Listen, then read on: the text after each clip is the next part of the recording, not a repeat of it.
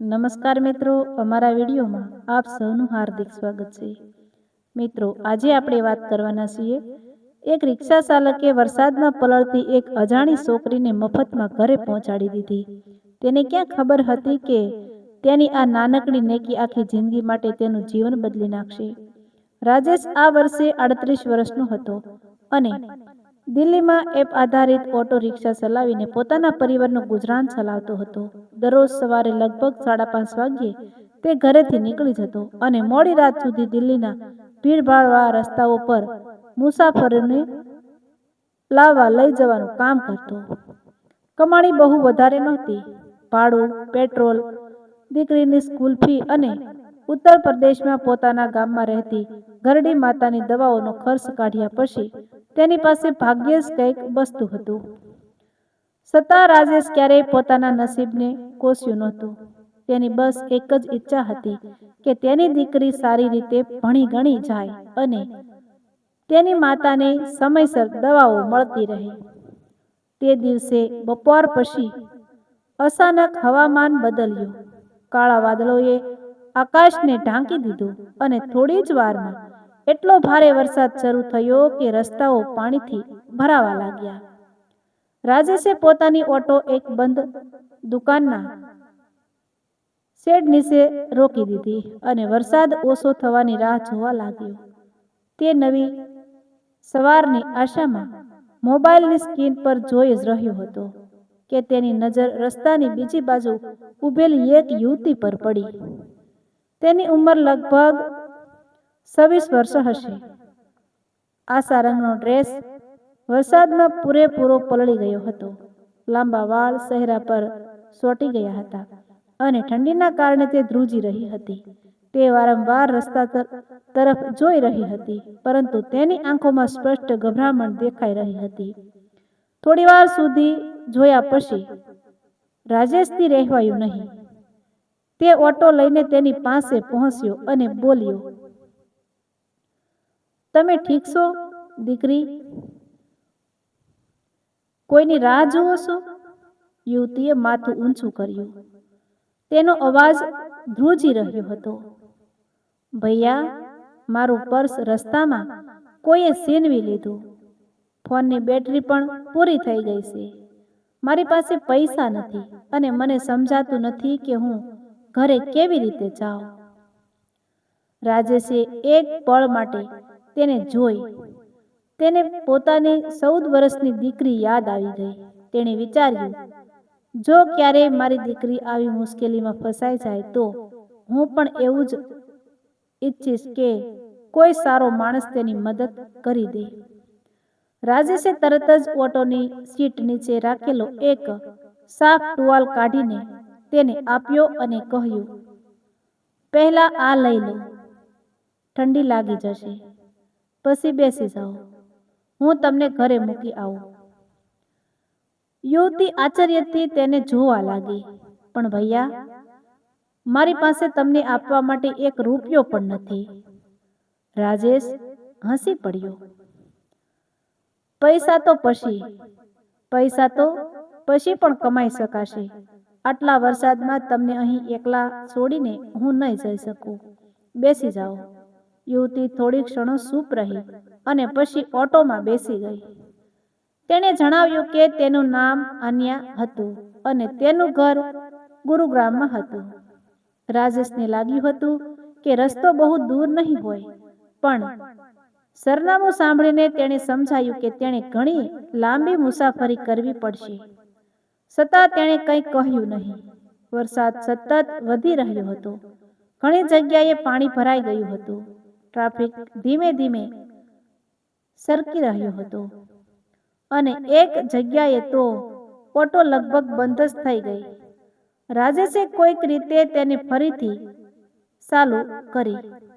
લગભગ 1.5 કલાક પછી અન્યાએ એક મોટા ઘરની સામે રોકવાનું કહ્યું. રાજેશે ઉપર જોયું તો થોડી ક્ષણો માટે દંગ રહી ગયો. તે કોઈ સામાન્ય ઘર નહોતું. ઊંચો લોખંડનો ગેટ, સિક્યુરિટી ગાર્ડ અને અંદર ઊભેલી મોંઘી ગાડીઓ જોઈને સ્પષ્ટ થઈ જતું કે ત્યાં રહેતો પરિવાર ઘણો સમૃદ્ધ હતો. અન્યા ઓટોમાંથી નીચે ઉતરી અને બોલી, ભૈયા, હું તમારું ભાડું જરૂર ચૂકવવા માંગુ છું, પણ અત્યારે મારી પાસે ખરેખર કંઈ નથી. તેણે પોતાના વાળમાં લગાવેલી મોતીવાળી એક નાની હેર ક્લિપ કાઢી દીધી. આ રાખી લો. કાલે હું તમને પૈસા મોકલી દઈશ, ભાડાથી 10 ગણા વધારે. રાજેશે તરત જ હાથ પાછો ખેંચી લીધો. ના દીકરી, આની જરૂર નથી. પણ તમે મારા માટે આટલો લાંબો રસ્તો કાપ્યો છે. રાજેશે હસતા હસતા કહ્યું, ક્યારેક કોઈ જરૂરિયાતમંદને જુઓ તો તેની મદદ કરી દેજો. મારું ભાડું એ જ દિવસે મળી જશે. આન્યાની આંખો ભરાઈ આવી. રાજેશે કદાચ આના પર ધ્યાન પણ ન આપ્યું. તેણે માત્ર એટલું જ કહ્યું, હવે જલ્દી અંદર જાઓ, તમારા ઘરવાળા ચિંતા કરતા હશે. પછી તેણે ઓટો ઘુમાવી અને ત્યાંથી જતો રહ્યો. આખા રસ્તે તેના મગજમાં બસ એ જ ચાલતું હતું કે આજે તેની અડધા દિવસની કમાણી ચાલી ગઈ. પણ તેના દિલમાં એક અજબ શાંતિ હતી. તેને એ બિલકુલ ખબર નહોતી કે જે છોકરીને તે હમણાં છોડીને આવ્યો હતો તે કોણ હતી અને તેના પરિવારનું નામ દિલ્હીના મોટા ઉદ્યોગપતિઓમાં કેમ લેવાતું હતું. બીજી સવારે રાજેશ હંમેશની જેમ રસ્તાની બાજુમાં આવેલી ચાની દુકાને બેઠો હતો. તેણે 10 રૂપિયાની ચા મંગાવી અને મોબાઈલ પર સવારી મળવાની રાહ જોવા લાગ્યો. ત્યારે જ તેની સામે એક ચમકતી કાળી કાર આવીને ઊભી રહી. રાજેશે પહેલા બહુ ધ્યાન ન આપ્યું, પણ કારનો દરવાજો ખુલ્યો અને લગભગ 55 વર્ષની ઉંમરનો એક વ્યક્તિ બહાર આવ્યો. સફેદ કુર્તા ઉપર ઘાટા રંગનું નહેરુ જેકેટ પહેરેલા એ માણસની સાથે ડ્રાઈવર અને એક બીજો વ્યક્તિ પણ હતો. તે સીધો રાજેશ પાસે આવ્યો. રાજેશે આશ્ચર્યથી તેની તરફ જોયું. તે માણસે થોડી ક્ષણો તેને ધ્યાનથી જોયો અને પૂછ્યું, શું તમે જ એ રાજેશ છો જે ગઈકાલ રાત્રે મારી દીકરી અન્યાને વરસાદમાં ઘરે મૂકી ગયા હતા? રાજેશ ધીમેથી ઊભો થઈ ગયો. જી, હું જ છું. પણ વાત શું છે સાહેબ?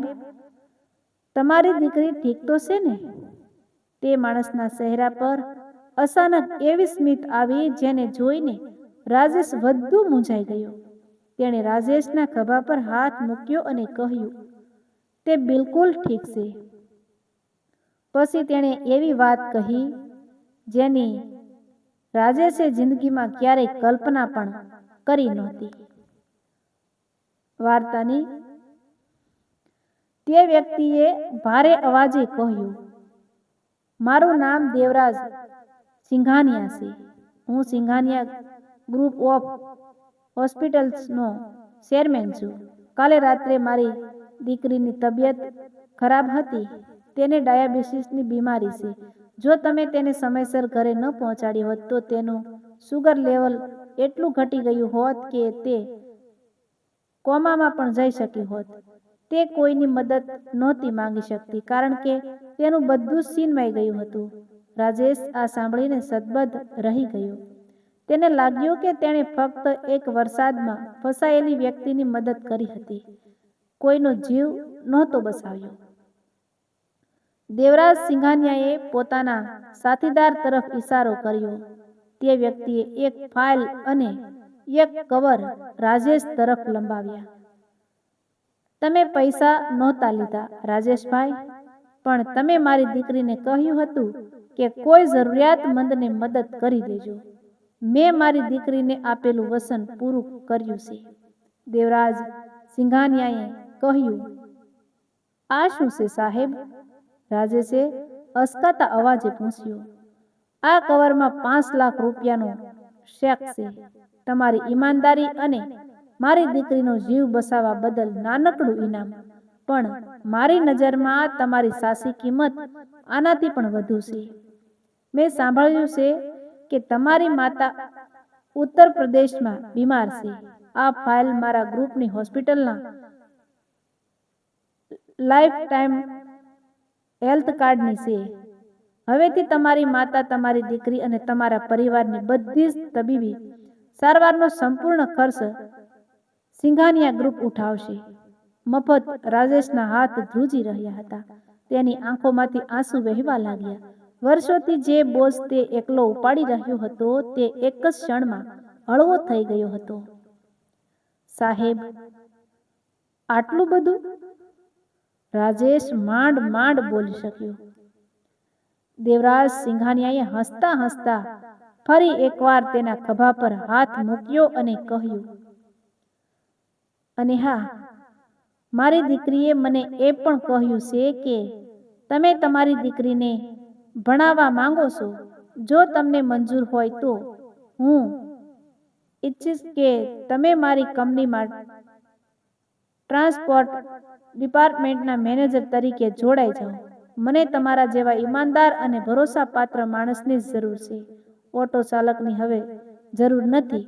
રાજેશની આંખો સામે તેની માતાનો ચહેરો અને દીકરીનું ભવિષ્ય તરવરવા લાગ્યું. વરસાદના એક અંધકારમય દિવસે કોઈ પણ અપેક્ષા વગર કરેલી એક નાનકડી નેકીએ આજે તેના જીવનને કાયમ માટે પ્રકાશથી ભરી દીધું હતું. તેને સમજાયું કે દુનિયામાં સારા કર્મોનો બદલો કોઈને કોઈ સ્વરૂપે જરૂર મળે છે. તો મિત્રો, આવા જ નવા વિડીયો જોવા માટે અમારી ચેનલ લાઇક, શેર અને સબસ્ક્રાઈબ જરૂર કરી દેજો પ્લીઝ.